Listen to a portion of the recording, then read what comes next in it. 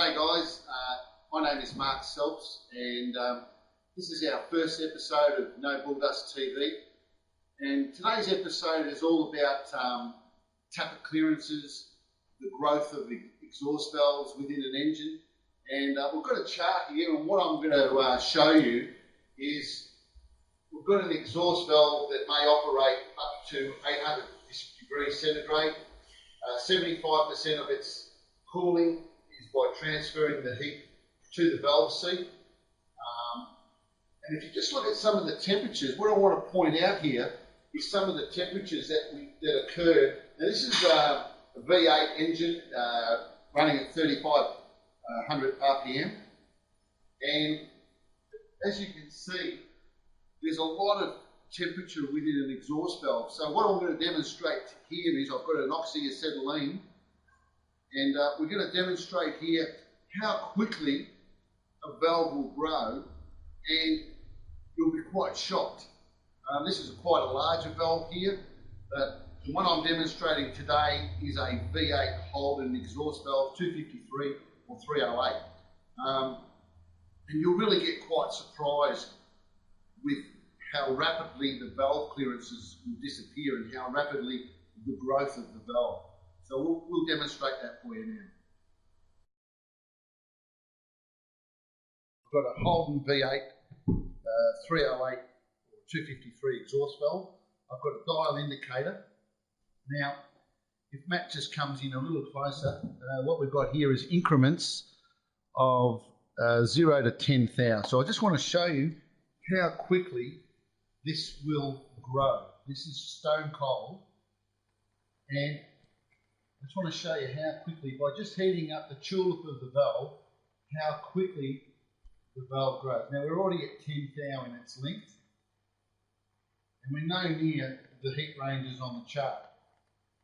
I've only got a very small tip in this torch, and now we're at 15,000. And this is a stone cold valve. So we're growing very, very rapidly. You can see it growing and growing and growing on the actual dial of the indicator. And you can see it's only just got a small amount of red in the tulip of the valve. Now we're already at 20,000.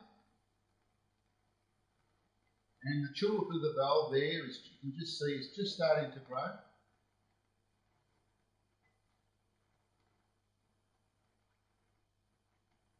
And now we've got 22,000. So you can see you've got how important tappet clearances are with engine valves. Now what we've got now, we've got about 24,000 and it's blowing.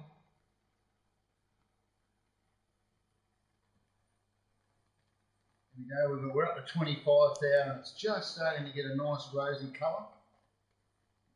So we're at 25,000. So you can see how important tappet settings are, and when setting the tappets, it's important on exhaust to get somewhere close to the top limit, because as you can see, those heat ranges are diminishing the tappet clearances very, very quickly.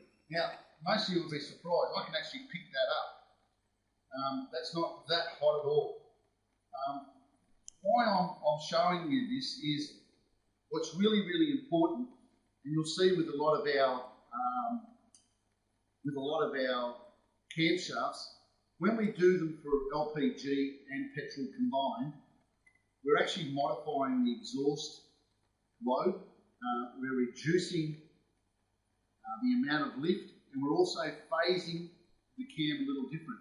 Now, what that does, that lowers the exhaust temperatures by at least a couple of hundred degrees, and that's especially helpful when running LPG. So, 1FZs, 2RZs, 3RZs, 6VD1s, most of our exhaust cams you'll find have been modified. Now we'll run about a 22 to a maximum of about 24,000 tappet clearance on the exhaust.